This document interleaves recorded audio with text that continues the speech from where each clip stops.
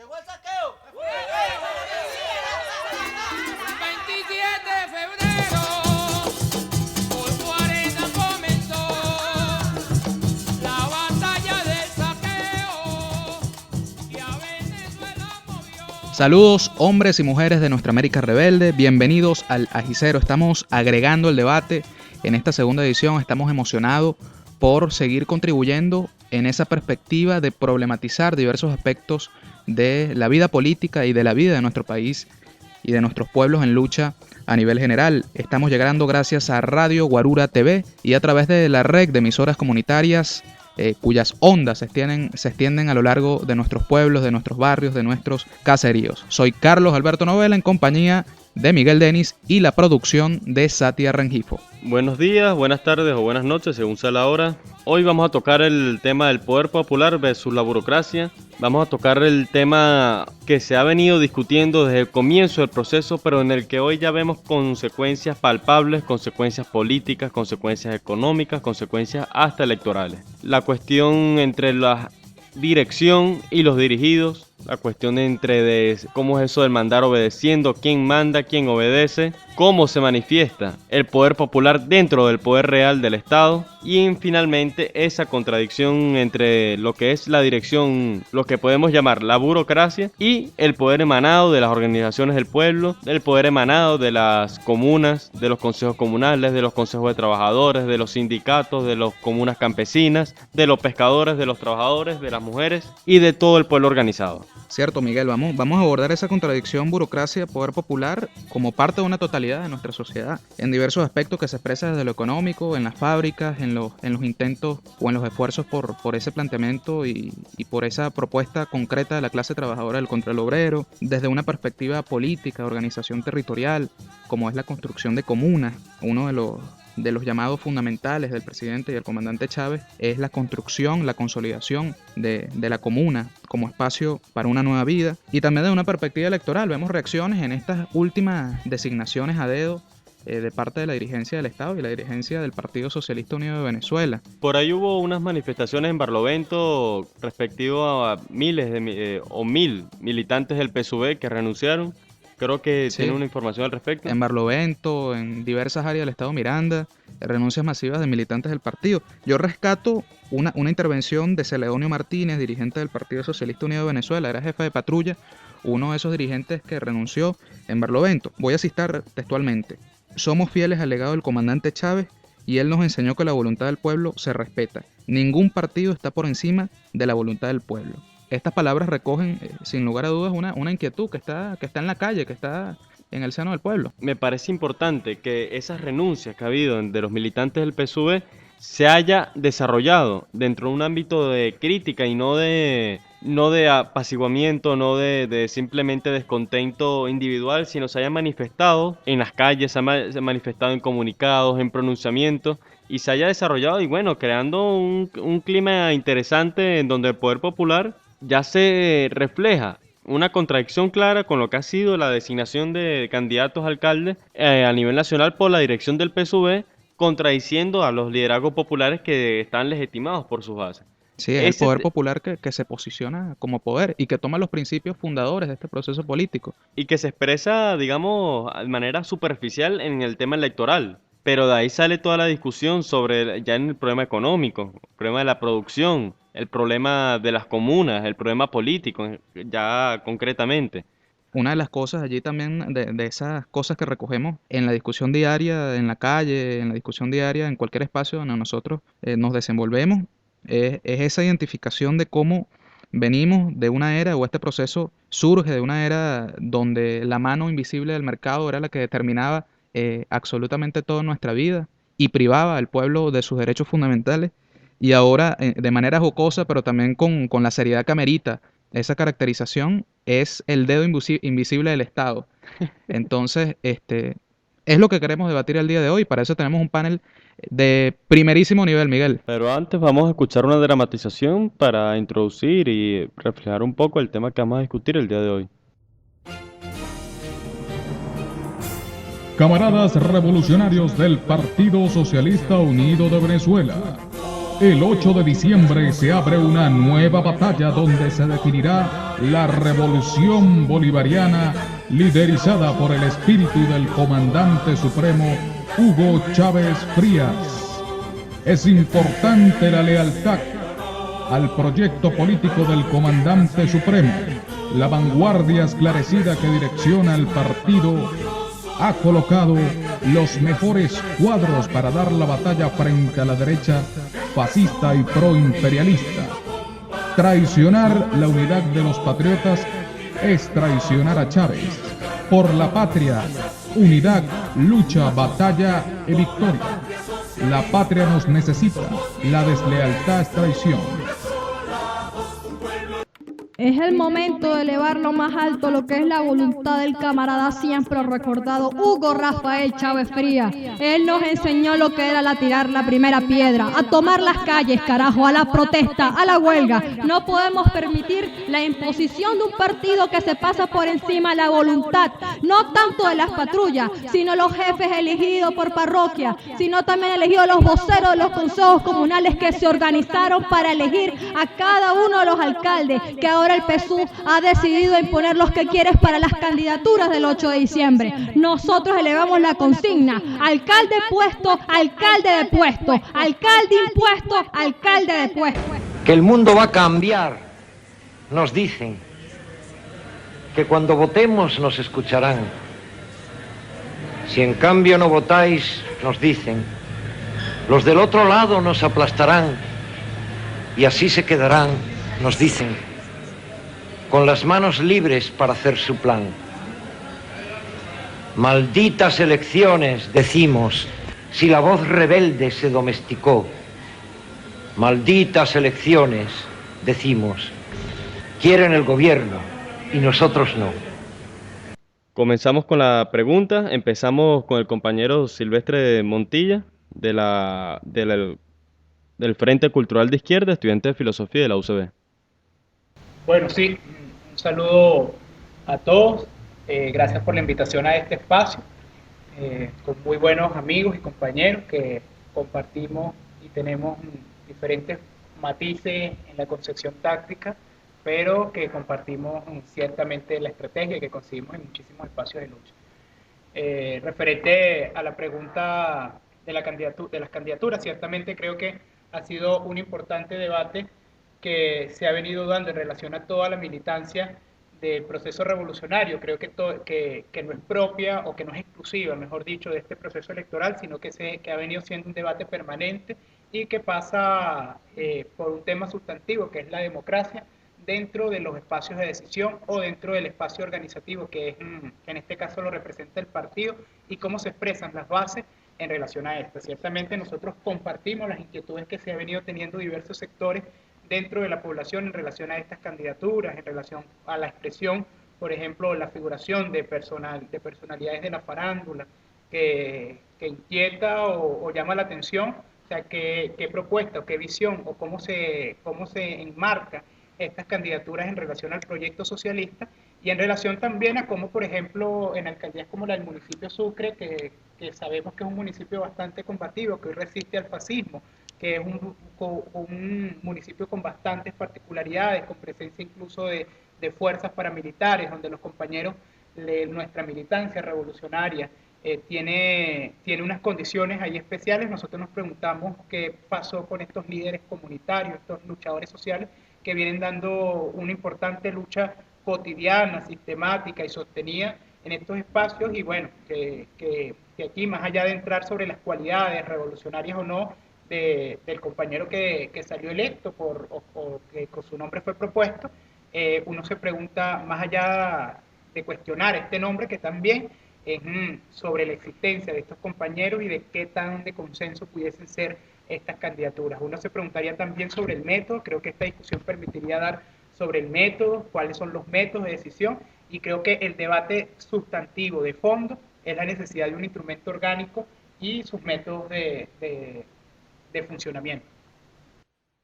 Sí, bueno, en esa tónica, bueno, invitamos también a Simón Samán, estudiante de computación de la UCB, militante de la organización Marea Socialista, sobre cuáles precisamente en este contexto tu caracterización de este tipo de decisiones tomadas por la dirigencia del proceso? Nosotros decíamos en diciembre del año pasado que era la última vez que funcionaba el dedo mágico en la elección de gobernador en ese entonces. Era la última vez que funcionaba la imposición de candidatos sin consultar a las bases. Porque esto que está sucediendo ahorita es consecuencia de la ausencia de organicidad dentro del partido. Estos casos característicos de... O sea, el problema no es que sean actores o cantantes, artistas de todo tipo los que salgan candidatos. El problema es que no representen al pueblo. Nosotros queremos candidatos que sean médicos, que sean albañiles, que hagan lo que sea. El problema no es el oficio que desempeñan. El problema es que las bases no fueron consultadas. O sea, esto levanta mucho descontento porque de paso las candidaturas no tienen que ver muy poco con la realidad. Ponen a personas que no tienen una historia de lucha, que no tienen experiencia política, que no tienen un discurso político y mueven esto a un terreno muy banal, donde no, o sea, donde es muy difícil desarrollar la política, donde es muy difícil volver, o sea, donde es muy difícil ganar alcaldías que ya hemos perdido. Son cosas muy complejas. Y se debe a la ausencia del partido como tal, o sea, de que nuestro instrumento, que es el partido, o sea, está tan debilitado, tan burocratizado, todo está tan coartado y todos sus instrumentos democráticos han sido eliminados, es uno de los golpes que nos vamos a dar en el futuro por culpa de una falta de un partido realmente democrático, ¿no? Esto es clave. Si nosotros no resolvemos este problema del partido, nos vamos a enfrentar a derrotas mucho más grandes. Y donde no hayan espacios, o sea, hoy por hoy no hay espacios donde la gente pueda ir a discutir, realmente discutir, o sea, con que traiga consecuencias en la realidad, en su partido. O sea, no puedes discutir acerca de no solamente la elección de tu candidato, sino que no hay un partido, por ejemplo, que llame a un alcalde de ese partido que está mandando ahorita y lo regañe o le diga qué es lo que tiene que hacer. O que llame a un ministro y le diga, mira, y le lance las líneas políticas. Ese partido no existe. Y eso, bueno, es una gran debilidad de este proceso. Bueno, para hacer con la discusión, a mí me gustaría dar unos informes de lo que fueron las protestas después de la elección de los candidatos. Al día siguiente, después de la decisión poner a estos candidatos por la dirección del PSUV, en Barlovento, en el estado Miranda, alrededor de 1.400 miembros del PSUV, de las patrullas del PSUV, de las unidades de batalla del PSUV, renunciaron y se declararon en protesta hasta que no cambiaran al candidato a alcalde. De hecho, el candidato que designó la dirección del PSUV era un candidato que había perdido en las primarias en contra de otro que había tenido más del 80%. Era un candidato que venía por la reelección y que había ya con un descontento popular con un gran nivel en su región. De esta manera también, bueno, hubo protestas en Barlovento. Estoy leyendo ahorita últimas noticias del viernes 9 de agosto, en donde también se reseña una protesta en Guarenas, Guatire, en rechazo a las candidaturas, donde hubo también acciones de calle. También se reflejan protestas en el estado Monagas, en donde parece que otros elementos del Polo Patriótico lanzarán un candidato a alcalde distinto al del PSUV. Bueno, Romer, ¿cómo planteas este problema? ¿Cómo caracteriza esta decisión? Sí, bueno, primero que nada, buen día.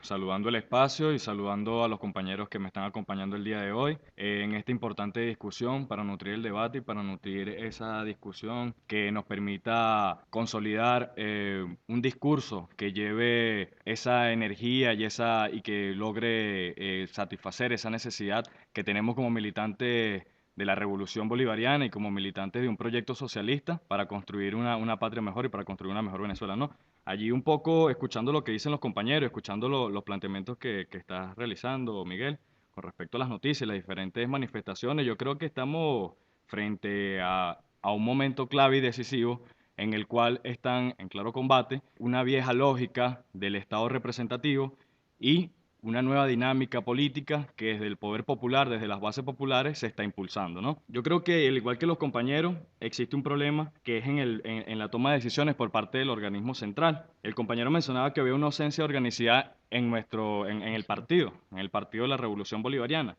pero yo creo que más allá de ese problema de organicidad, también pasa por un problema de formación, por un problema de trabajo real y un problema de escucha con las bases populares, un problema de subestimación del poder popular y de las bases populares. por parte de aquellos actores, aquellos agentes, quienes se han enraizado en un nuevo poder que se supone debería ser transformador, dinamizador, pero que en realidad siguen respondiendo a una lógica de representación, siguen respondiendo a las necesidades, digamos, de los medios de comunicación, de la farándula política, en la cual se desestima la participación, se desestima el poder, la voluntad y la capacidad práctica e intelectual de todos los compañeros que vienen haciendo trabajo comunitario, de todos los compañeros que tienen no solamente 14 años construyendo revolución, sino que tienen más de 40 años construyendo revolución en nuestro país, ¿no? Entonces, más allá de ese problema, yo defino que existe un problema central dentro de lo que es la lógica del partido, del PSUV, y es ese carácter pluriclasista que limita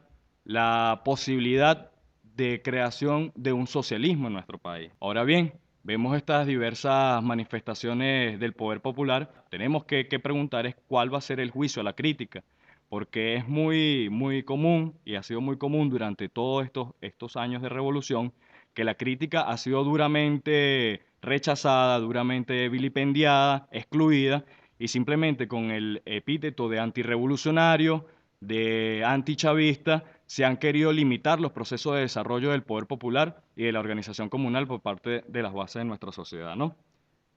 Entonces, como les venía diciendo, parte de esa misma lógica de una nueva clase que se forma en el Estado, que no permite la creación de un verdadero poder popular, no da una verdadera valorización, una verdadera potenciación de este poder popular, sino que en cada oportunidad que tiene para dinamizar el proceso, para profundizar, para revolucionar, para ir destruyendo esas instancias y esas instituciones que responden a un Estado que no es el Estado revolucionario que queremos construir, se ven cada vez en estos momentos como actores que limitan ese proceso. Es importante aplaudir estas manifestaciones porque son las manifestaciones del poder popular y del poder constituyente originario. Bueno, una de las motivaciones también de este espacio es tomar como consigna, como bandera, el poder constituyente del pueblo, ¿no?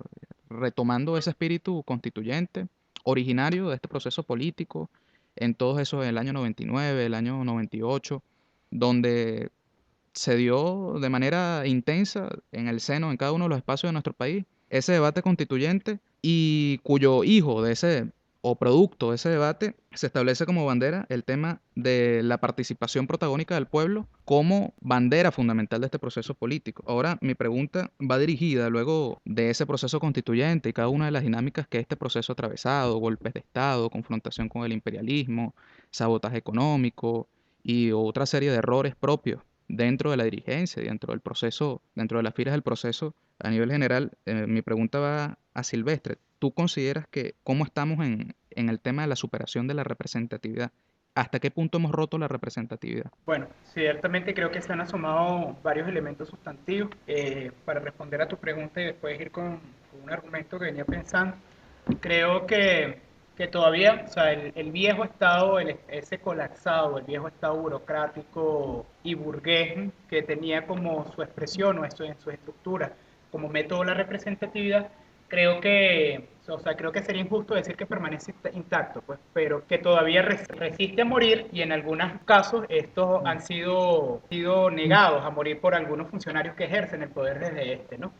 Creo que una de las cosas que ha permitido la revolución, que permite todo proceso político que irrumpe con la realidad o con el estamento establecido, o con lo establecido en ese momento, lo que es hegemónico, es recuperar la subjetividad de la gente, aumentar la autoestima y convertir a la gente en sujeto, protagonista, actor y constructor de su realidad. Yo creo que a pesar de todas las contradicciones en las que estamos sumergidos, no podemos perder de vista la totalidad y ver cómo nuestro pueblo, en términos generales, en términos masivos, en términos cuantitativos incluso, nuestra gente se ha cualificado en saberse, en reconocerse protagonista, y por eso vemos hechos como los que anunciaba Miguel en las noticias, donde la gente no simplemente es un agente pasivo receptiva de las decisiones que toman las direcciones políticas que conducen el proceso, sino que la gente se asume como protagonista y tiene también ve la necesidad y se ve en la capacidad de ejercer su voz y de ejercer su protesta. Yo creo que, por ejemplo, en lo personal, yo creo que ahí está la revolución. Ahí está la revolución y ahí encuentra la revolución a sus sujetos políticos. Y es la expresión también de poder popular. Ahora, yo creo que también como saldo, yo creo que como saldo de este debate y como saldo de los debates que en lo posterior tengamos nosotros como constructores políticos, es también, o como actores políticos, es también nosotros revisarnos al interno.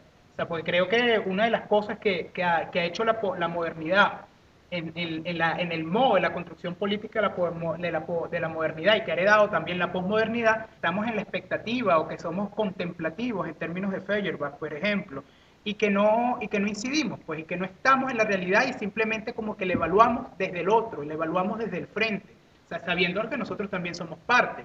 O sea, nosotros, y yo creo que la izquierda esta, de que reivindica el movimiento popular, que reivindica las banderas de la democracia popular como único método para avanzar hacia el socialismo verdadero, también deberíamos o nos debemos una evaluación en qué tanto nosotros hemos sido eficaces, que es una palabra muy de moda por estos días, en relación a contrarrestar estos métodos de la clase política que, como decía Romer, se ha apropiado de la dirección política de este proceso y que tiene todas esas prácticas que aquí se han enumerado. Bueno, aquí se ha planteado mucho el problema, lo que ha sido el PSV como un partido policlasista, ¿no? Entendiendo eso como un partido en que no hay una hegemonía o una fortaleza de una perspectiva de clase clara que permita avanzar en una revolución, sino en donde también persisten intereses de clases burguesas, intereses de clases medias no revolucionarias, en fin, intereses que limitan al partido. Sin embargo, yo quería remontar esto a la discusión que hubo justamente en el nacimiento del PSUV, donde ya antes de su nacimiento había muchas críticas, puesto que se evidenciaba la creación de este gran partido me refiero de cantidad de militantes, porque iba a sobreponerse sobre la gran cantidad de colectivos y movimientos populares que se venían desarrollando con autonomía en los primeros años del proceso revolucionario. Entonces, también la crítica no es solo a si el PSUV es clasista o policlasista, sino a la misma estructura del partido como una estructura que aplaca los movimientos populares autónomos, movimientos de trabajadores, movimientos campesinos, movimientos barriales, que iban surgiendo desde el 27 de febrero y se impone una organización vertical en donde la burocracia terminó agarrando la mayor cantidad de fuerza. Bueno, damos la palabra al compañero Simón. Yo quería agregar a lo que dije antes, o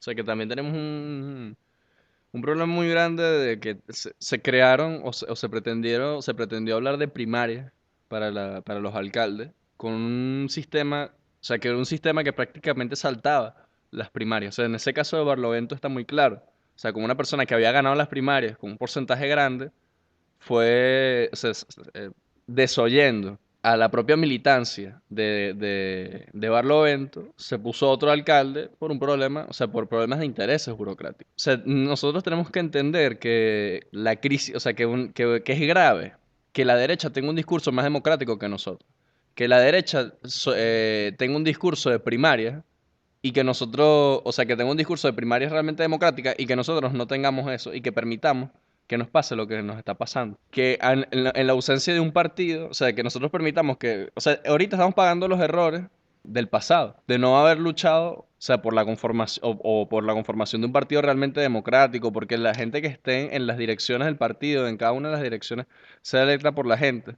Yo creo que ahorita estamos pagando esos errores, ¿no? Que ahorita lo que tienen que hacer esos candidatos es sudarse el voto de la gente. O sea, porque eso es lo que va a tener que suceder. Porque si no vamos a tener una derrota contundente. Ahorita la lucha por haber desoído a las bases, ahora la lucha va a ser no solamente por conquistar al que está indeciso, sino por conquistar a la base chavista.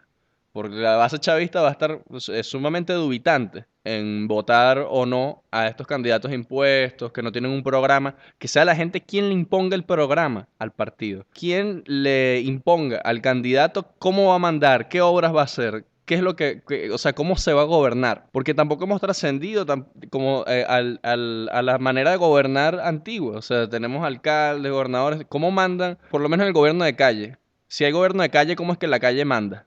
Hay que ver. O sea, ¿hace falta que vaya el presidente hasta un sitio para que las cosas se solucionen? ¿O es que la gente no tiene capacidad para resolver sus problemas? Y claro que la tiene. El problema es que si tienes un ministerio, por ejemplo, como un ministerio de las comunas, que está por encima de la propia comuna, que determina qué es lo que va a hacer o no, todos los proyectos de la gente terminan engavetados en alguna parte, Esto, bueno, va a determinar muchas cosas. Entonces, como decía el compañero, bueno, que tengo al lado, que no me acuerdo de cómo se llamaba. Rommel. Rommel, perdón. Hay una desconfianza muy grande en la capacidad de la gente. Si hay una cosa que tiene este proceso es que la gente está provista de una conciencia de que es capaz de transformar la realidad. O sea, de que es capaz de transformar la realidad política del país.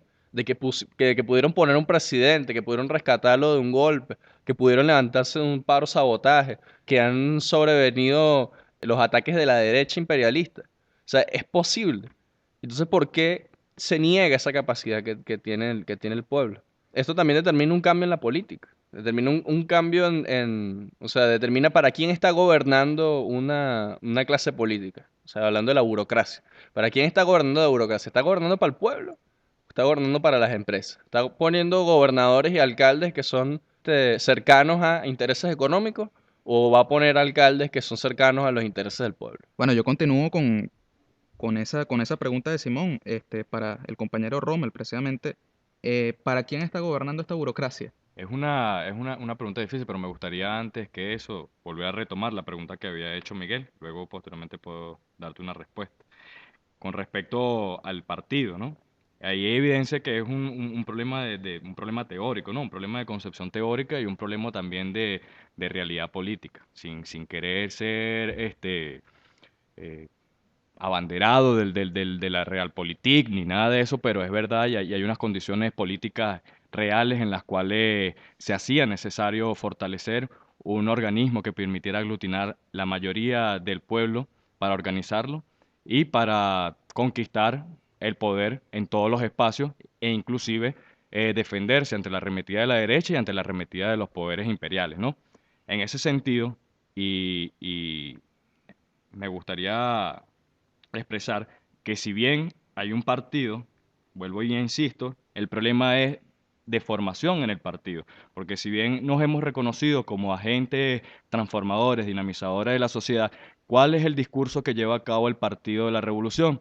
Si no es un discurso de estado de bienestar, si no es un discurso de mejoramiento de las condiciones más banales, sin ir al problema radical y a la profundización de la solución de los problemas reales, que es la potenciación del poder popular, los cambios en la estructura productiva de nuestro país y también el mejoramiento de todas las condiciones de vida. Eso no queda fuera. Pero solamente que el discurso del partido se base en el estado de bienestar, en el mejoramiento, en el mayor consumo, no creo que sea un plan de formación del Partido de la Revolución que esté apto con los momentos que vivimos dentro de la sociedad venezolana y a las puertas que estamos como sociedad venezolana, representando todo lo que representa, tanto para Venezuela como para toda la América Latina, ¿no? Y para el mundo inclusive, la proyección es mundial. Con respecto a para quién gobierna esta burocracia, es difícil dar una respuesta concluyente con respecto a esto, porque si bien se mantienen los planes de incentivo a la participación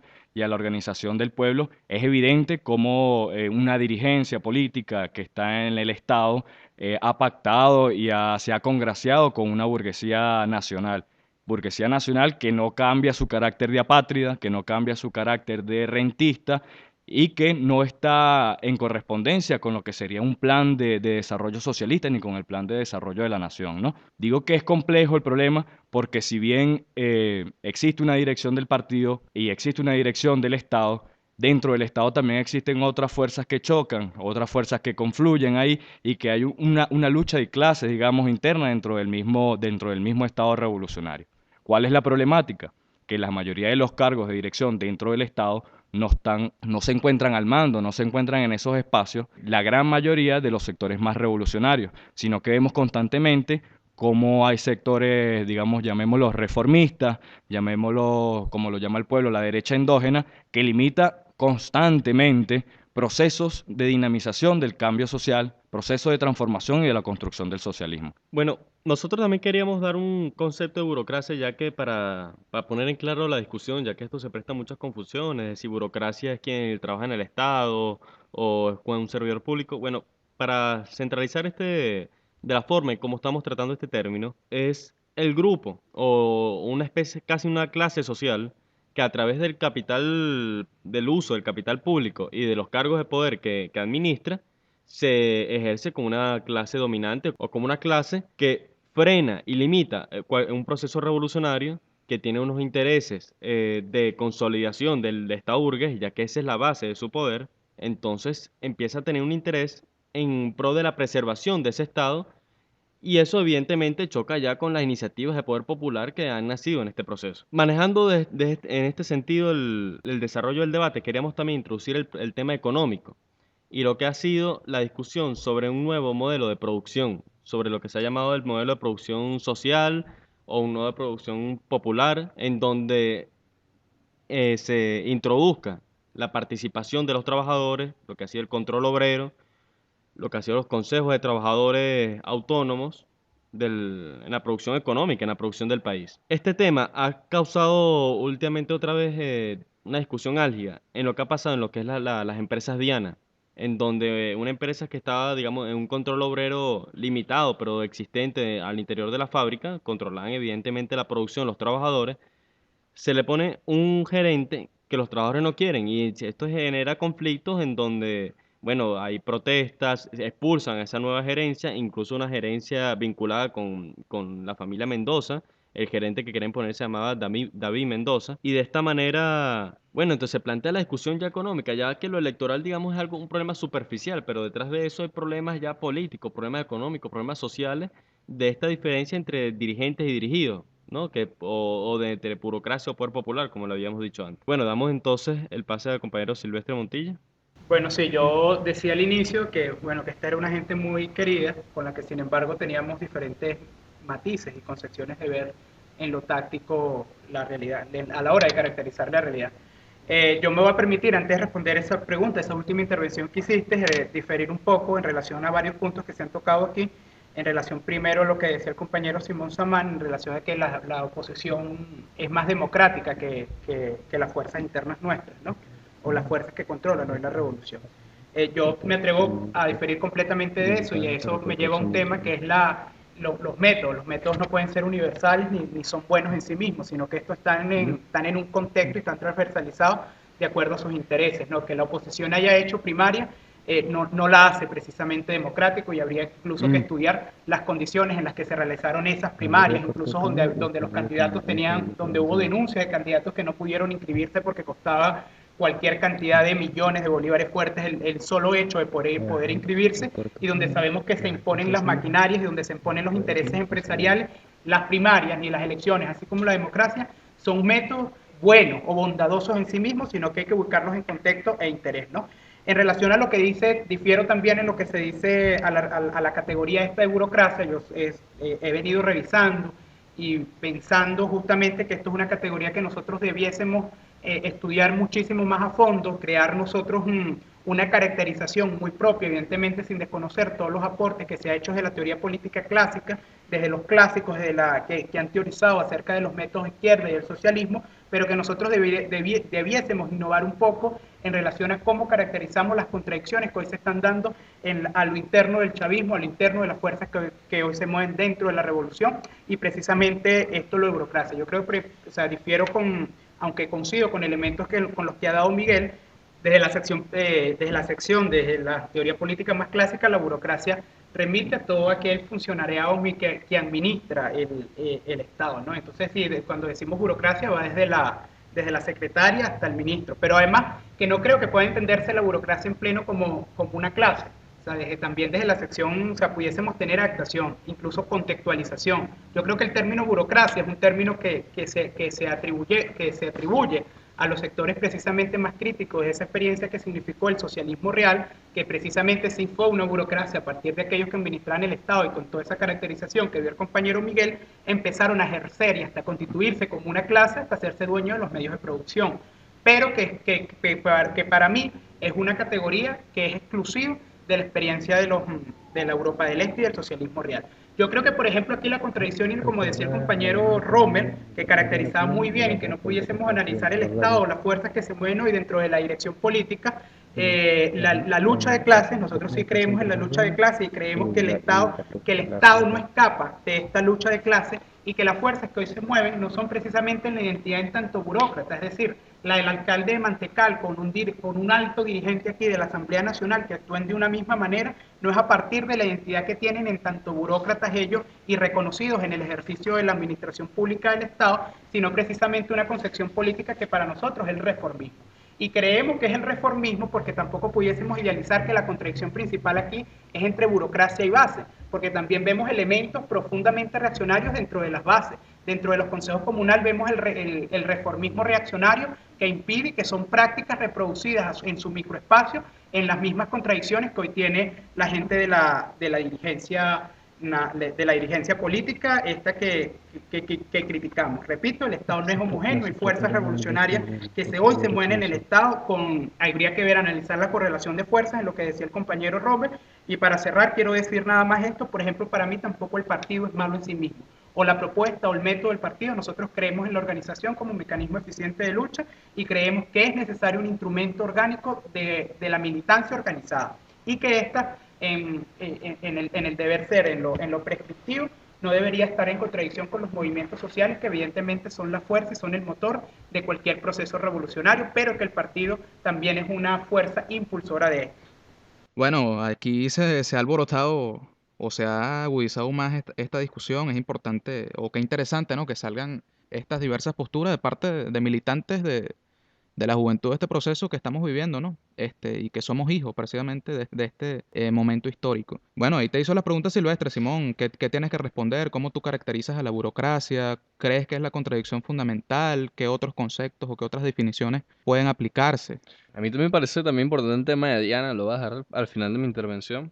Yo también quisiera, la definición propia de burocracia también se remite a una manera de pensar, o sea, una filosofía así como hay una meritocracia como por ejemplo la meritocracia de PDVSA, que se sostenía en base supuestamente a méritos, estudios y supuestos logros personales para el ejercicio del poder, también una burocracia que desde su modo de pensar, hay una burocracia instalada en el gobierno que también intenta resolver los problemas de la gente, pero desde un punto de vista desde el Estado. Entonces, tienes unas comunas, pero que esas comunas, ¿verdad?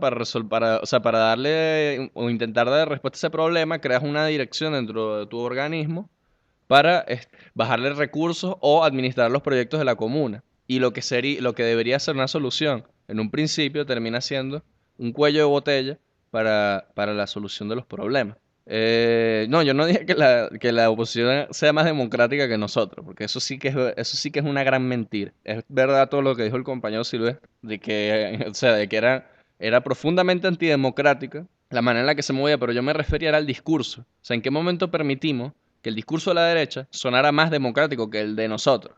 Porque no es que estamos en la búsqueda de los métodos más ultrademocráticos, plurales, que incluyan a la gente para que sea el método bueno, para decir que tenemos un gran método, sino que tengamos un método que responda a la realidad. Y que precisamente el que tuvimos no era el método más adecuado. Y que el que estamos teniendo ahora ya se está demostrando que es el método más, o sea, que es un método muy inadecuado. Yo quería hablar del caso de Diana, porque también está atravesado por este problema de la burocracia. Primero, yo quisiera hacer una denuncia con respecto que sostienen compañeros de Diana, pero bueno, es bueno que que se escuche en la mayor cantidad de medios posible, y es que para mover alimentos dentro del país existe un organismo que se llama el SADA, que entrega guías para la movilización de estos alimentos de primera necesidad. En este momento el SADA no está otorgando guías a las empresas Diana para que pueda sacar sus productos. Eso hace que el almacén de las empresas Diana esté a punto de llenarse.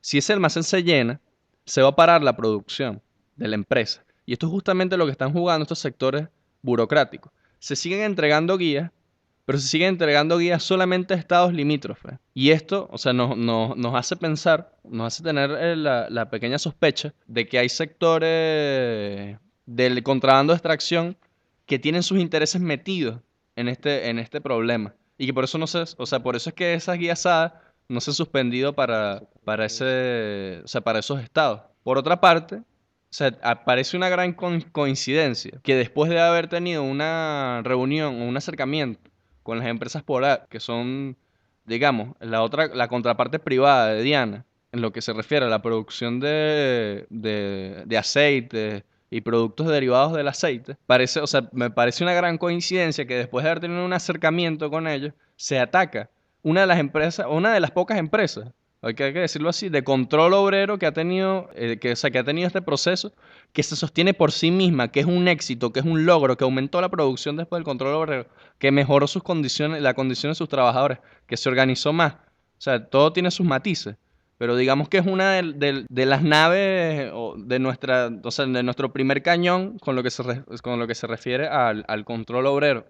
Y que en este momento está siendo saboteado. La persona que se colocó en la gerencia ya tiene más de 3 empresas que hoy se declaran fuera del Registro Nacional de Contratistas por problemas de solvencia y por problemas de papeleo, o sea, con lo que se refiere a la legalidad de la empresa. O sea, estamos hablando de empresas de maletín y que hoy ponen de dirección para coartar el control obrero, ponen hoy a un gerente de empresas de maletín que de paso está ligado a la Polar. Y esto no puede llamarse de otra manera que sabotaje. O sea, la burocracia está saboteando el control obrero. La burocracia está destruyendo el control obrero. Y es que las experiencias de control, y me atrevo a decir aquí que las experiencias de control obrero dentro de este proceso han fracasado por culpa del sabotaje de la burocracia. Que las empresas de control obrero, como la Gaviota Socialista, tuvieron problemas iniciales y aún todavía tienen problemas por la colocación de sus productos. Porque la burocracia o sea, que está al mando de las compañías que distribuyen los alimentos no los quieren distribuir. O sea, eliminan el control obrero estrangulando a las empresas. O sea, es un gran problema al que nos estamos enfrentando ahorita y está atravesado por ese tema también de la burocracia. Bueno, y ahora se incorpora al panel de invitadas una mujer, un poco para refrescar estas reflexiones, Leila Samán, y continuando con la tónica de las declaraciones de Simón, ¿tienes algo que agregar incluso en esta denuncia que estaba expresando el compañero sobre las empresas Diana? Sí, bueno, muchas gracias por la invitación a este espacio. Me parece muy bueno que podamos discutir acerca de esto, de muchos temas y de temas que generan mucho debate entre los sectores revolucionarios, porque un poquito para yo adentrarme dentro de este debate, quiero decir algo al principio, o sea, primero, que para nosotros es muy complejo cuando estamos ya en un gobierno socialista, en un gobierno obrero, de avances hacia la izquierda, cuando suceden incongruencias o cuando tenemos contradicciones con el gobierno que tiene o debería tener la misma tendencia política que nosotros. Una de las cosas que referente con las empresas que nosotros estábamos viendo o que debatíamos en la juventud y que veníamos acercándonos un poco hacia esto era aquella reunión con las empresas Polar que se tuvo en un momento que tuvo el presidente Maduro con el presidente de la Polar. Una cosa que a nosotros nos pareció dentro de todo preocupante, porque la tónica de la reunión, en nuestro parecer, parecía ser más de exigencias de la empresa privada hacia el gobierno, más que de exigencias del gobierno a la empresa privada. Y como bien lo decía mi compañero Simón antes, en la Gaviota Socialista también pasó algo muy parecido a este problema, en donde se estaba dando un control obrero y por la imposición de una gerencia en esta empresa, la empresa tuvo muchísimos problemas, llegó a tener problemas con la distribución. Me acuerdo que era muy difícil para ellos la distribución una vez que esta gerencia se impuso y que ellos estaban defendiendo que podían gobernarse a sí mismos. Esto es la izquierda, esto es el control obrero que se está originando en nuestro proceso, que los obreros son capaces de gobernarse a sí mismos, son capaces y tienen toda la capacidad de tener una empresa en producción, una empresa que dé saldo positivo, que dé ganancia, en contra de lo que se pensaba antes, de que si tú le das a una empresa aquella meritocracia de que tú tienes que estar graduado de gerencia en una empresa para poder hacerla funcionar, cuando un obrero de base y de calle podría hacer ese mismo trabajo que la gerencia, cobrando y agarrando del salario y teniendo unos beneficios a partir del salario y de la explotación de sus trabajadores, podía ser. O sea, que con un obrero podía hacer el trabajo de un gerente y no tener todos estos beneficios sacados de su mismo trabajo. Y bueno, redondeando un poquito aquí mi intervención, nosotros creemos que en este caso el gobierno se tiene que revisar un poco, porque no puede ser que estemos cediendo ante presiones de la derecha, porque este gerente que se puso en Empresas Diana viene de administración de empresas privadas y viene de ser un gerente de la empresa privada, no de la empresa pública, y tiene métodos que son totalmente antirrevolucionarios. Y nosotros podemos recordar en aquel momento cuando las empresas privadas estaban presionando al gobierno del presidente Chávez en que no se nacionalizara Sidor, es más, había una batalla en contra de los trabajadores de Sidor y aún así, en un pensamiento revolucionario y de izquierda, se nacionalizó la empresa y se enalteció el poder de los trabajadores. Entonces, creo que ese es el camino que nosotros tenemos que seguir y ese es el legado que nosotros tenemos que caminar hacia la desprivatización de nuestras empresas y de nuestro aparato productivo. Y bueno, también tenemos que recalcar muchísimo la denuncia que se está haciendo.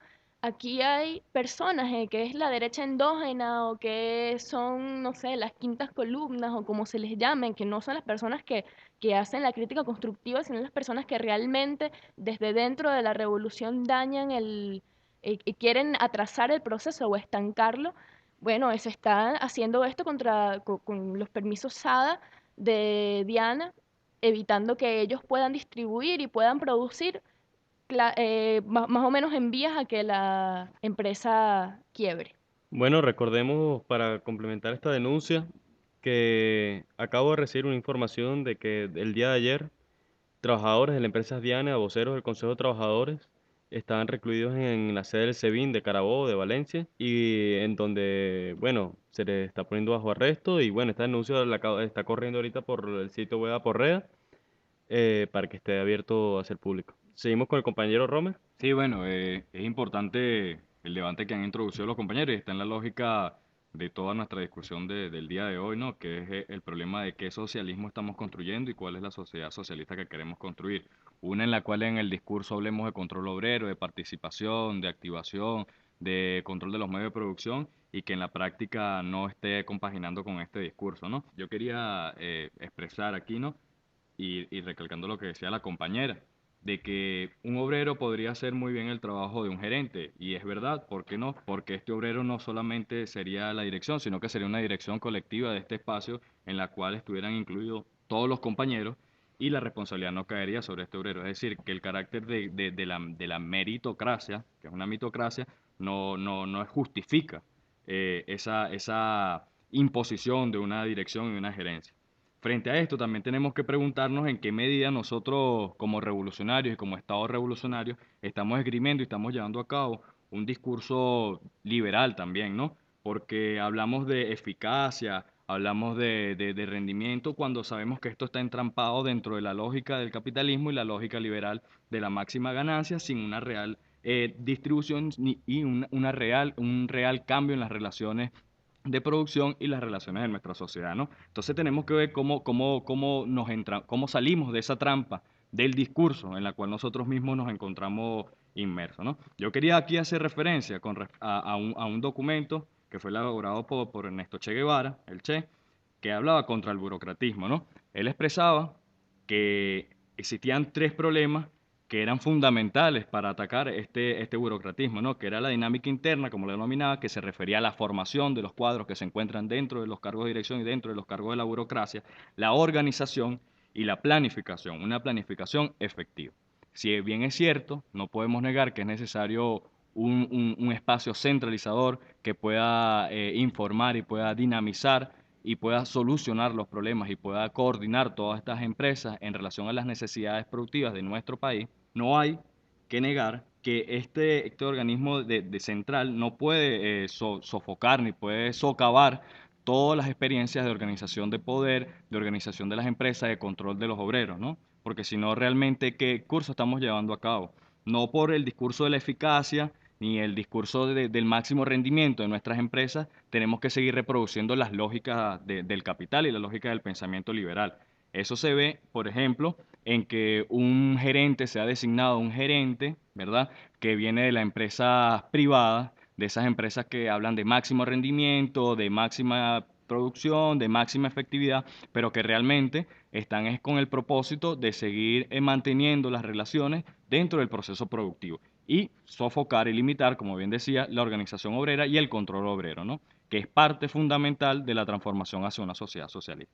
Entonces, mi reflexión va en la medida en qué discurso realmente estamos llevando. ¿Estamos llevando un discurso socialista, revolucionario, dinamizador, o realmente estamos comulgando con las ideas del liberalismo, ideas de 2 siglos, ideas que están en decadencia, no solamente en Venezuela ni en América, sino en todo el mundo, y cómo nosotros, como agentes transformadores, como jóvenes, podemos hacer la crítica necesaria, justa, pertinente, para destruir y para cambiar este discurso dentro del proceso revolucionario. Sí, una de las conclusiones a las que estamos llegando en este espacio es el carácter que no es homogéneo, la clase dirigente o el sector dirigente de este proceso. Allí confluyen diversas corrientes y vemos expresiones de un discurso radical de parte de diversos sectores, pero que en lo concreto, que en la práctica reivindican un proyecto dicho incluso abiertamente por diversos voceros de la revolución, un modelo mixto, ¿no? Un modelo, y que quiero llevar la pregunta, Silvestre,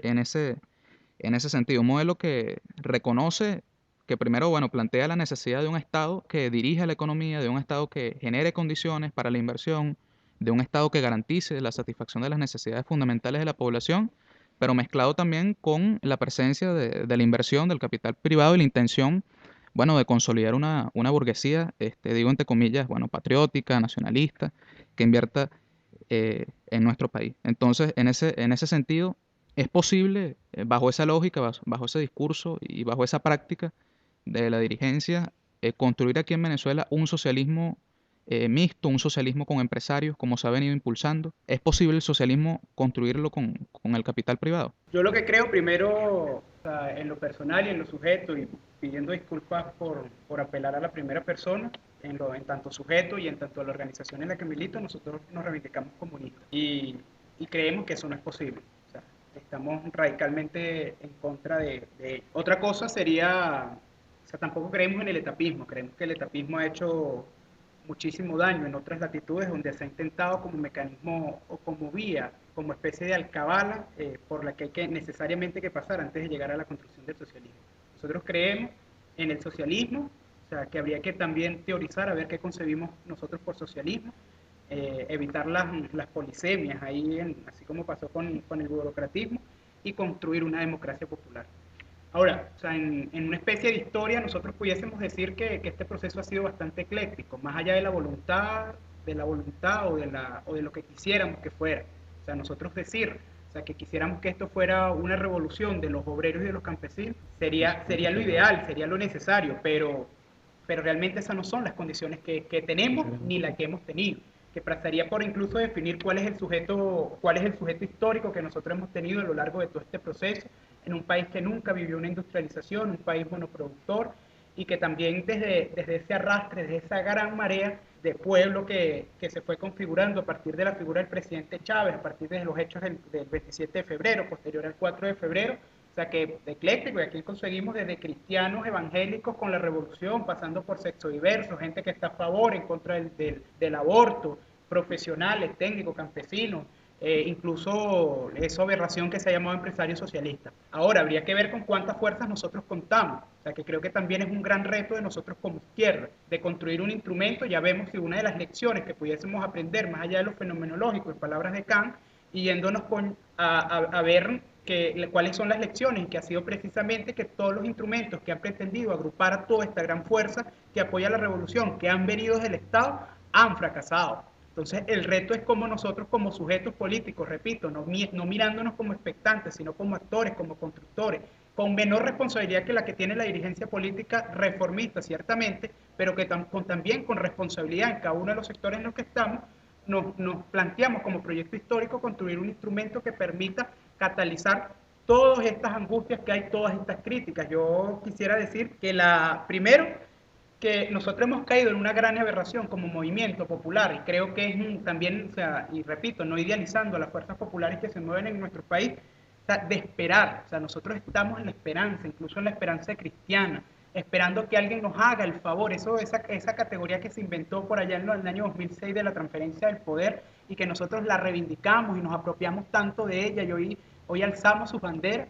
Para mí eso es una cosa terrible y reaccionaria. Estamos en la esperanza, esperando que alguien desde el poder constituido nos haga el favor de cedernos un pedacito de poder. Y cuando no lo hace, o cuando nos quitan el poquito de poder que nos dieron, nos molestamos y decimos, oh, qué horrible, la burocracia nos está matando. O sea, pero eso no es lo sustantivo, eso es lo fenomenológico. Claro, eso es lo que necesariamente tiene que pasar en la lucha de clases. Nosotros somos ostentadores del poder y tenemos que ejercerlo.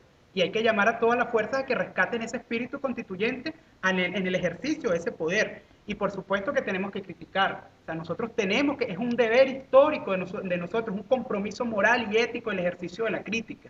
Ahora, la crítica no se puede convertir en un fin. O sea, nuestro fin como sujetos, como actores políticos, no puede ser el de criticar. O sea, el hecho, o sea, la crítica como medio. Ahora, ¿qué proponemos? ¿Y qué perspectivas tenemos en función de superar toda la situación que tenemos? Que no nos puede agarrar desde la angustia, ni de la desesperación, tampoco de la pérdida de perspectiva. O sea, nosotros tenemos muchísimos logros y muchísimas conquistas. No voy a decir yo aquí de ponerme a enumerar como las propagandas oficiales, 9.400, 500, no, eso no es. O sea, pero todo, incluso los alcances y niveles de conciencia que ha tenido nuestro pueblo son patrimonio nuestro. Y eso no lo tenemos que perder de perspectiva a la hora de hacer todas las críticas que repito que como deber ético, como deber moral, necesitamos hacer, pero una crítica responsable, una crítica que vaya muchísimo más allá de la desesperación, que vaya muchísimo más allá de la angustia y que se pueda instrumentalizar para no perder este bien que sí es muy preciado, que son los logros, que son las conquistas que todos hemos tenido y sobre todo para no permitir que el fascismo llegue, ni que el reformismo llegue con que se reafirme en el poder, ni que el fascismo nos los arrebate. Bueno, antes del siguiente paso a la compañera Leila, quería hacer con la intervención de Silvestre, me produce una pregunta que quería ponerla en el debate. Y es que Silvestre comentaba que el pueblo organizado tiene que empezar a ejercer el poder que tiene en sí mismo, ¿no?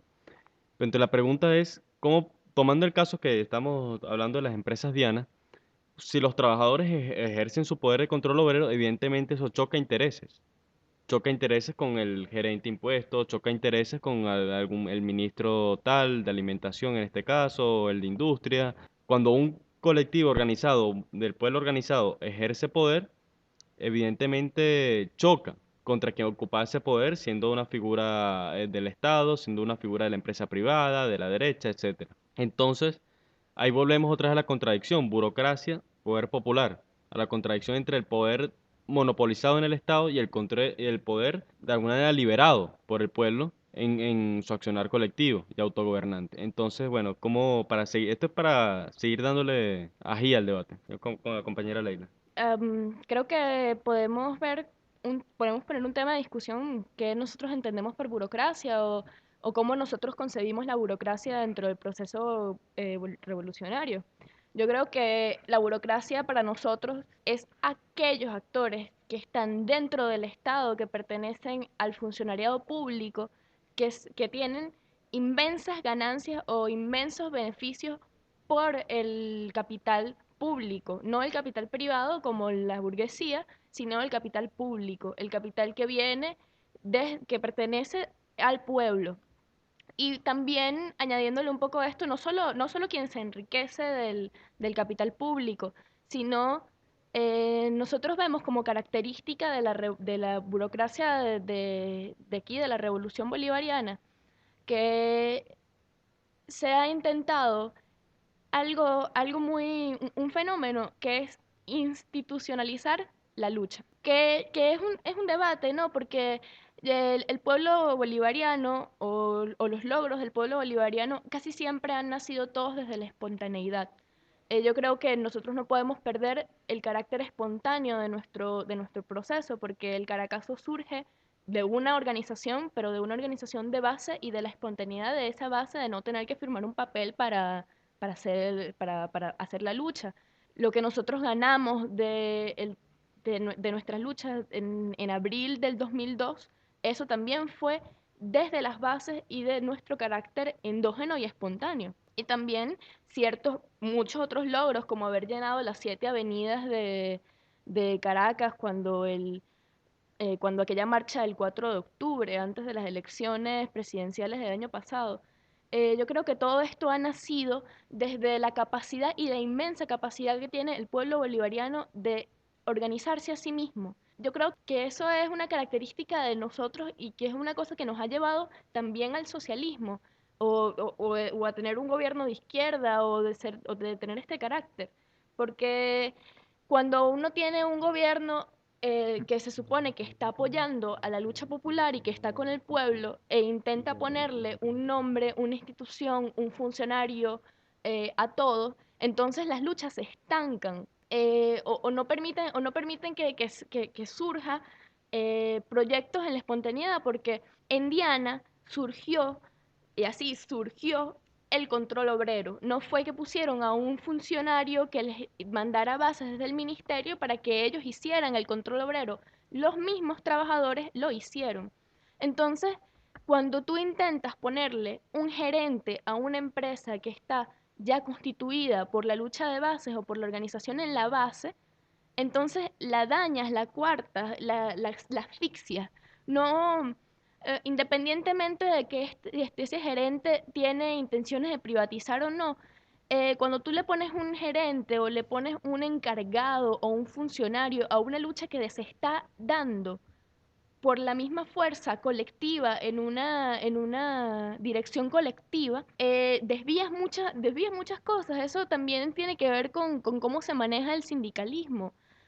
Cuando los sindicatos son producto de una dirección colectiva o cuando son producto de un secretario general o de un presidente de sindicato, etcétera. Y entonces eso es lo que nosotros que entendemos por burocracia, ¿no? También que la burocracia es para la lucha una traba. Cuando tú quieres hacer un proyecto muy grande o tienes esto y tienes que luchar contra los 50.000 papeleos que eso implica, contra las mismas trabas y los mismos intereses de quienes tienen el poder y quienes reciben un salario del Estado, que es además dinero del pueblo, entonces ahí hay una confrontación entre el Estado comunal que defiende el socialismo y este mezclote que nosotros entendemos por Estado mixto o Estado en vías de transición al socialismo que se queda en nada por los momentos. Bueno, una vez en esta discusión que hemos caracterizado diversos matices, diversas posiciones frente a lo que es la burocracia, frente a la dirigencia de la revolución, me dirijo a Rommel en términos muy sencillos, ¿cuál consideras tú, mira, que es nuestro papel como pueblo, como movimiento popular? ¿Con qué herramientas, medios contamos para una profundización de la participación popular, de la construcción del poder? ¿Qué nos puede ayudar? El tema de la comuna, ¿cuál consideras tú que es nuestro papel y con qué herramientas contamos para la profundización del proceso? Sí, bueno, nuestro papel, sin duda alguna, es asumir todos los espacios, inclusive este mismo espacio, es parte de nuestro papel dentro de ese proceso de aporte hacia lo que sería una transformación revolucionaria dentro del Estado y de la sociedad venezolana, ¿no? Es importante mencionar, y yo creo que ha quedado en evidencia, que el mayor recurso que tenemos nosotros como revolucionarios dentro de este proceso bolivariano es potenciar el poder popular, darle su justa dimensión, nunca subestimarlo ni victimizarlo, sino darle toda la preponderancia y nunca limitar ese papel creador y ese papel originario que tiene el poder popular. Es fundamental, como decían los compañeros y como ya lo hemos mencionado, rescatar ese papel constituyente del poder popular, que realmente el poder popular sea el que se erija y el que se coloque por encima de todos los demás poderes de nuestro Estado, de la revolución, y que dictamine las riendas o las sendas, mejor dicho, de nuestra historia como sociedad venezolana, ¿no? Igual me gustaría volver a insistir en el carácter, en lo que plantea el Che Guevara contra el burocratismo, y es que muchísimas de las situaciones se podrían subsanar con papeles bien definidos, con justos salarios para los representantes dentro del Estado, aunque sabemos que la lógica de la representación está agotada, pero hay que ir dando los pasos progresivos hacia su sustitución efectiva, real y total. Entonces, en ese sentido, Yo creo que nuestro papel es seguir en la crítica, seguir en la propuesta, seguir promoviendo la organización y la participación de todos los colectivos jóvenes, de trabajadores, estudiantes, todos los colectivos para la consolidación de un nuevo discurso que nos pueda ayudar a deslastrarnos de esa lógica de la representatividad o de ese conflicto, esa confrontación entre la burocracia y el poder popular y hacer que salga victoriosa la propuesta del poder popular como el que dictamina las direcciones y las riendas de un Estado revolucionario. Bueno, Romer, para ir concluyendo, bueno, me acordaste de ahorita un líder revolucionario de Burkina Faso, del continente africano, cuando hablabas de los salarios de los representantes. Acordaba una medida que hizo este revolucionario fue bajar todos los salarios a casi salario mínimo, incluso del presidente siendo el mismo, y limitar mucho los bonos de alimentación y todo eso, incluso cuando salían hacia países en el exterior, iban en vuelos de clase económica, se quedaban en hoteles baratos. Hubo un cambio importante en ese sentido en lo que fue la lucha contra la corrupción en ese país, en Burkina Faso. Bueno, recomiendo el libro El África de Tomás Sankara, de Carlos Batá, que conseguí en la Feria del Libro, un libro muy bueno. Y bueno, para ir cerrando el debate, ya con una última ronda así bien rápida para que cada uno termine de concluir y también dándole digamos, la última vuelta a la contradicción inicial burocracia-poder popular en lo que ha sido la consigna del Estado comunal, la contradicción que eso representa entre lo que es la comuna y lo que es el Estado, siendo dos cosas totalmente antagónicas, o sea, el poder de la comuna, el poder de autónomo de abajo, sea de los trabajadores, sea de una comunidad barrial, sea de campesinos, y el poder del Estado. ¿Cómo se maneja esa contradicción entre Estado y comunidad autogobernante? Y bueno, para ir cerrando en ese sentido, las intervenciones de todos los compañeros. Silvestre. Yo quisiera decir que, bueno, sobre nuestra postura o sea, difiriendo de la categoría de burocracia, diciendo para todos los oyentes y para los compas que comparten hoy el panel con nosotros, que bueno, nosotros coincidimos con todas las atribuciones que ustedes le dan a ese sector que entorpece y vulnera todos los procesos de construcción que hay en la base. Diferimos con que esto se llame burocracia. Ciertamente el libro que comenta el compañero Romer sobre el burocratismo trata, más allá de todas esas acepciones que ustedes dan o esos adjetivos que ustedes dan, creo que, o la interpretación que nosotros damos a este libro sobre la burocracia en ese momento determinado y específico de Cuba, es refiriéndose a la desidia, a la torpeza, a la ineptitud de los sectores que en ese momento ostentaban el Estado y como mecanismo de traba los procesos que se llevaban a cabo en ese momento. Eso pudo haber sido también la caracterización que en un momento pudieron haber tenido los sectores que llevaban a cabo, tenían el poder en los denominados socialismos reales, pero que después generó en todo lo que esa caracterización, en esa clase política que incluso hoy son los poderosos que ejercen el gobierno en toda Europa del Este. Yo creo que aquí la cuestión es diferente y que la invitación, claro, evidentemente aquí no pretendemos dar conclusiones, estos son ideas para el debate, seguramente seguiremos indagando y quien quita que en algún momento nos convenzamos y llamemos a esto burocracia, quedaría abierto entonces cómo llamaríamos al otro sector que ejerce el Estado y que simplemente lo administra, que no está, cómo sería funcionariado, cómo se llamaría al otro sector que evidentemente tiene posiciones revolucionarias en el ejercicio de los poderes dentro del Estado. Para nosotros, seguimos diciendo, la contradicción principal no es entre burocracia y base, sino entre reforma y revolución. Y que estas dos características las vemos expresadas tanto en la dirección política como en los organismos de base, llámense sindicatos, llámense consejos comunales, llámense comunas donde hay prácticas, seguimos diciendo, perversas, al igual que en la dirección política. No es en la totalidad, por supuesto, sino qué cosa fuera como diría Silvio, sino que hay expresiones de este que seguramente son la gran minoría. Nosotros para cerrar seguimos diciendo que bueno, que cerrando con nuestra posición de solidaridad con los trabajadores del Frente Cultural de Izquierda y del periódico Proceso, solidaridad completa, total, no es de la pasividad, sino es de la actividad, el compromiso de acompañar y ejercer la lucha con los compañeros de trabajadores de Diana, por compromiso por avanzar hacia el verdadero control obrero, no al control obrero tampoco de los privilegios, sino el verdadero control obrero que dignifique la esencia del trabajador.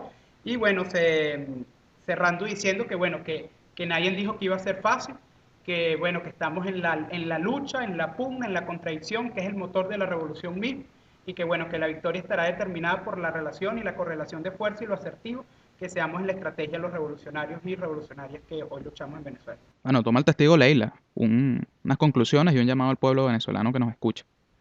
Bueno, desde Marea Socialista, desde la Juventud de Marea Socialista, también mostramos toda nuestra solidaridad con Diana, con las empresas Diana. Queremos, o yo quiero concluir un poco acá sobre burocracia versus base, que si bien podemos tener diferencias en torno a cómo denominamos a este sector, yo creo que sí es un sector que ostenta poder y que sí es un sector que es asalariado del Estado, que obtiene beneficios del Estado, no a todos, sino quienes tienen unas ganancias muy significantes, unas personas que pueden llegar a tener cuenta en el exterior o ser gerentes de grandes empresas públicas. Nosotros creemos que, como bien Chávez dijo en su discurso, el golpe de timón, el que nosotros tenemos que ver hacia abajo y que nuestro partido, el Partido de la Revolución, el PSV, tiene que ver hacia abajo un poco más, tiene que garantizar la democracia en la base, tiene que garantizar las asambleas en la discusión política, tiene que garantizar la pluralidad del proceso, que no puede ser que muchas cosas como pueden haber pasado, que la crítica se sesgue hasta la crítica no como fin, sino para potenciar esta revolución se sesgue o se intente censurar.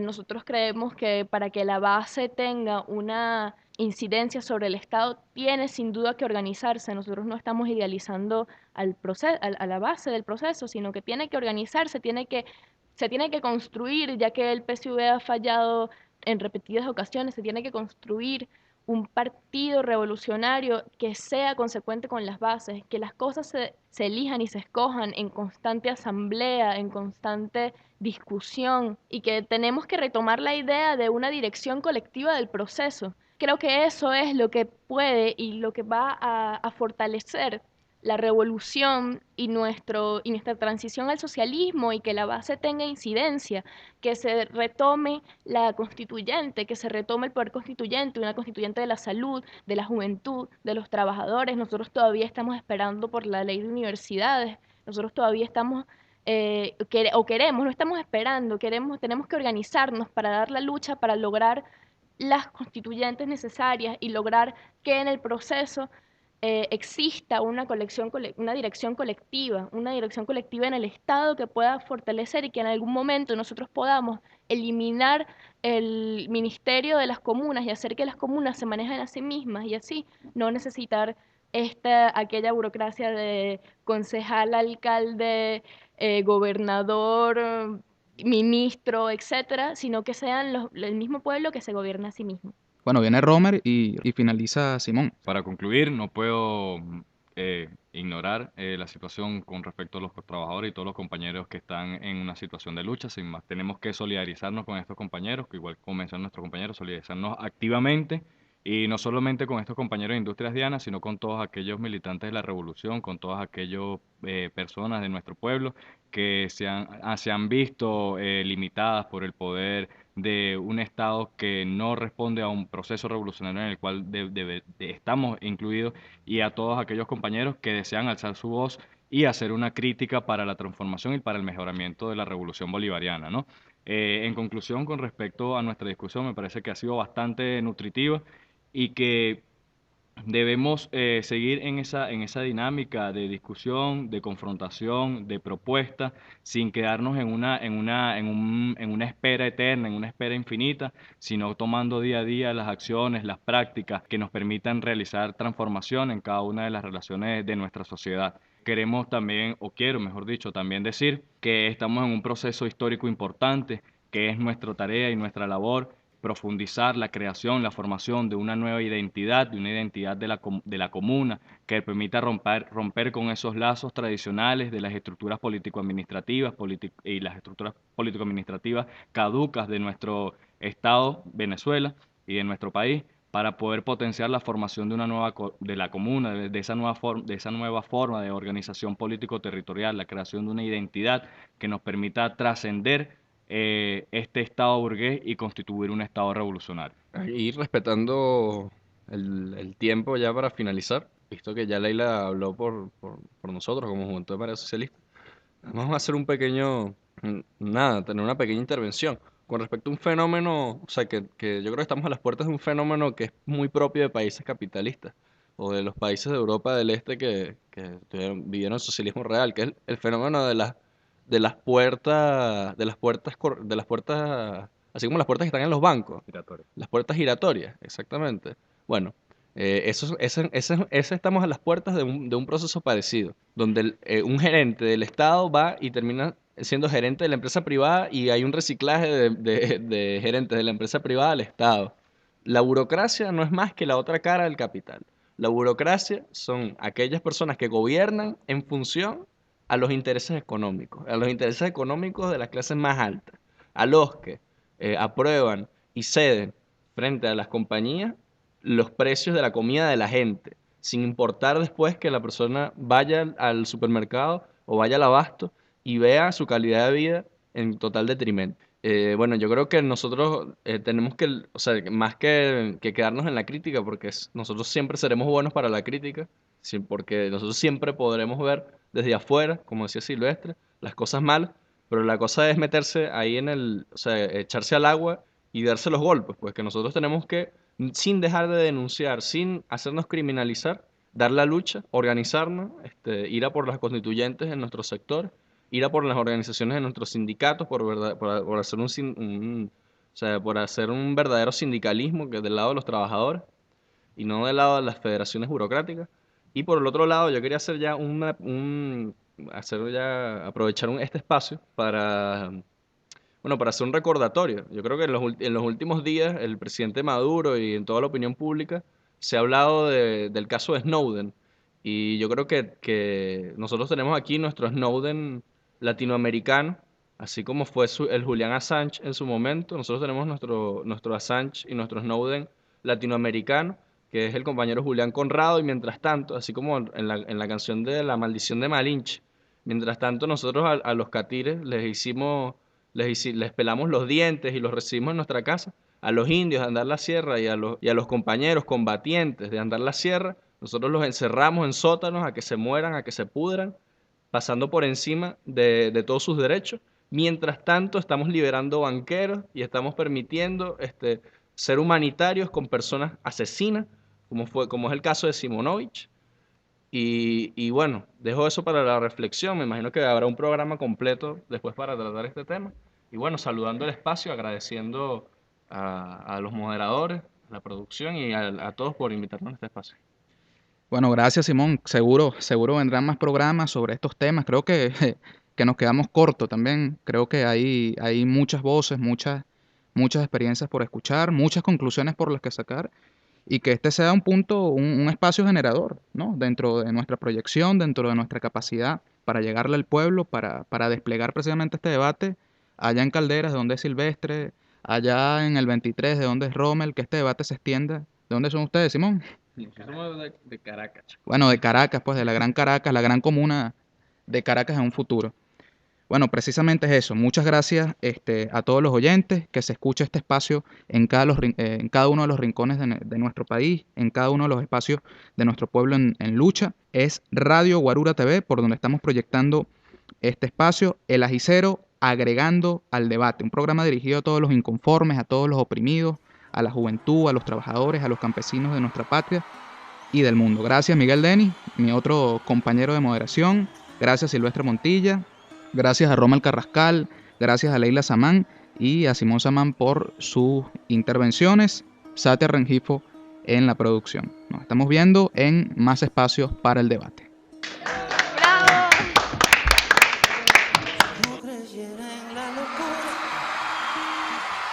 de la garganta del sinsonte, si no creyera que en el monte se esconde el trino y la pavura, si no creyera en la balanza, en la razón del equilibrio, si no creyera en el delirio, si no creyera en la esperanza, si no creyera en lo que agencio, la antorcha que enciende la paz. Al Vesubio lo encarga el destino de alumbrar caminos por la dignidad. El Vesubio.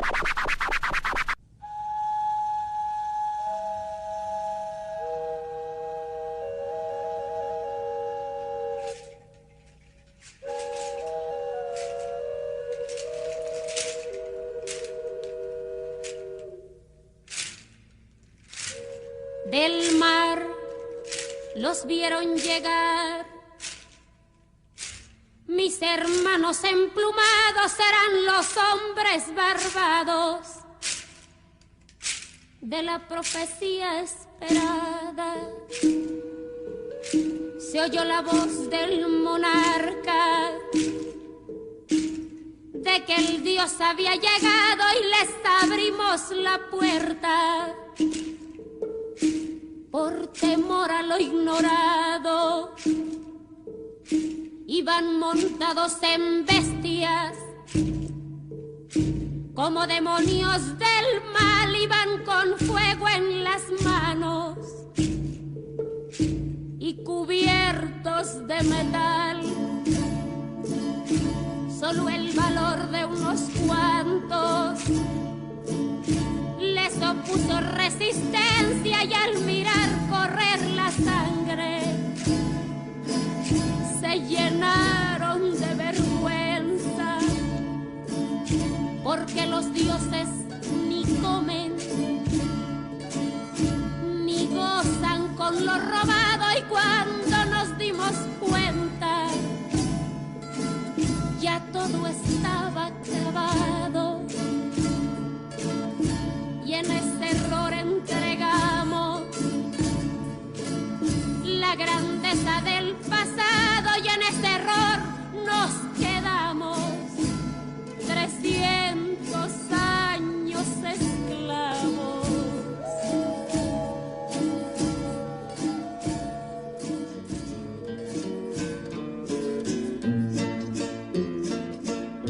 Se nos quedó el maleficio de brindar al extranjero nuestra fe, nuestra cultura, nuestro pan, nuestro dinero,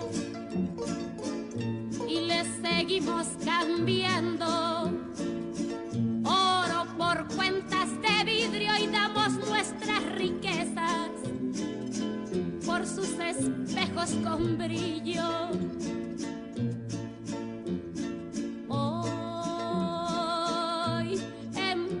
Siglo XX nos siguen llegando rubios y les abrimos la casa y los llamamos amigos.